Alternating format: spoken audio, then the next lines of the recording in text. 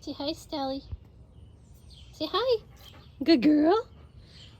Did you eat lettuce? Oh, goodness. All right. We have an update video. Things have progressed very quickly in a matter of about 2 weeks. So potatoes are huge now. They've started to flower, which means the tubers, potatoes, are starting to be about ready. This one will be the first one. The other ones are starting to set blooms on a few plants, not all of them. But once the first ones start to die back a bit, I can do a potato dig. We're very excited about that, aren't we, Stell? Tomatoes have really begun to pop. Those are the ones I started from seed, and those are the ones I bought for my little experiment to see how greenhouse versus starting your own do. It's about, I'd say, at least 1.5 feet difference in height, and the flower production on the ones that I started is a lot better than the greenhouse ones, so that just kind of makes you wonder. I don't know what soil they use, fertilizers, or if it's just like a cold protection thing, being in their greenhouses and whatnot. We have an eggplant here, and there's quite a few eggplants that are starting to grow. There's tons on there, actually. I just don't want to disturb it. Tomatoes, that's a Roma, that's super short.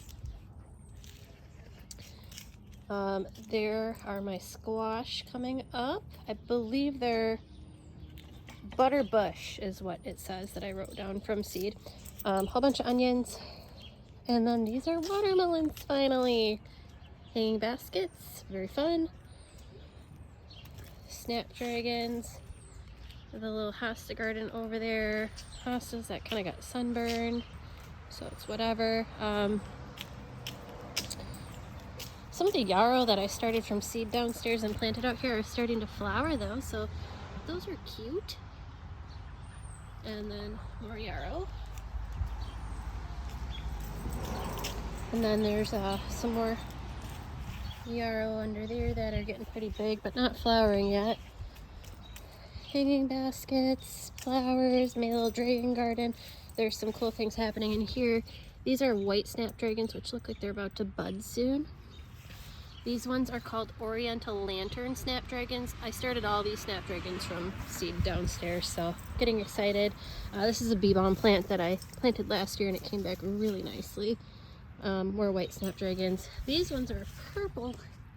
I think they're called Black Prince snapdragons, but they're purple. So they're really pretty. About to flower, haven't yet.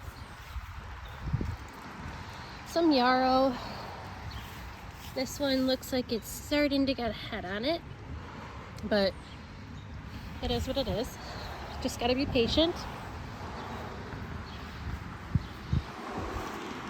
Some deer came by this and lobbed a couple dahlia plants off, so that was really kind of them. You know, whatever. But at least my snapdragons and everything else seem to be fine. Come on, Silly. They can't touch my apple trees because I have Fort Knox around them. That's great. My perennial bed is really nice. They seem to not want to be around this now that I have these sage plants in here. It's like a floral sage. It's not an edible one, but they hate it, and that's perfect for me because now this is thriving. Come on, Stell. I had that volunteer sunflower plant over here, and a deer came by and lobbed the entire top head off of it, so there's no more sunflowers. Stop it. But at least there's yarrow, and that's starting to get a head on it. And there's some, these are called crazy daisies. They're purple. So, they're starting to bloom.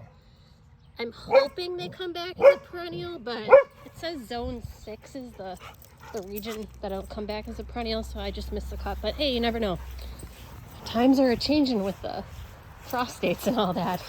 Unless we have a brutal winter, they will not come back. But I've seen snapdragons and marigolds and all sorts of things, zinnias, that aren't really supposed to be perennial, come back. I just staked up some of these sunflowers in the back so they weren't looming over my zucchini, which have exploded. This is not mildew, powdery mildew. This is just the patterning of the leaves for this. It's a yellow summer squash. That is the Palermo zucchini. And then this one's your standard one. And then that one is, it's called Italian Stripe, like a race car, but a little smaller. It's not getting as much sun, but I imagine I'll just prune some of these leaves off and it will. Some eggplant plants again. There's a couple coming along. This one's a mini. I don't see any starting it on here, but there's some here and then some in this other garden I showed y'all. Lettuce, which I need to harvest because it's going to get pretty hot soon. More sunflowers, obviously. Finally pulled out that broccoli and put some cucumbers in there. There's some more that'll be coming up. I put some more seeds on this side too. My random carrots, garlic, and then shallots. If anybody needs shallots, let me know. And then some just basic yellow onions. They're Dutch onions. And then my big heads of lettuce that are beautiful. They're actually starting to head because I'm not touching them. And the deer are not actually eating them. So, haha. Onion is a good cover crop if you want to make sure your lettuce lives. And then the back garden is doing really well. Those squash in the back have come up and are starting to do what I had hoped, which is cascade over the sides. There's a lot of perennials, some zinnias, all sorts of things, snapdragons that are coming up finally, and they're kind of lushing out. The calendula, looky, we have a bloom. And then marigolds are flowering now. Obviously the hanging baskets are so beautiful. These are those cosmos, and they're all starting to flower. So I'm excited to have some. Ooh, we got a big header here. Excited to do some cut flower vases in the house. And then the zinnias over here are really starting to come up, and there's some flower heads on them. So I was purposeful in my placement of these with color arrangement, so I'm really hoping when they come up it reflects that. You never know in a seed pack. Sometimes they mix things up. This was the leaf green stalk, and as you can see, we've been really eating the lettuce and picking at the herbs, not the beans yet. Mint's going crazy. If anybody needs mint, do not eat that. Okay, Stella wants to eat bean leaves. She likes beans, but yeah, the only thing that that's cilantro. You don't like that.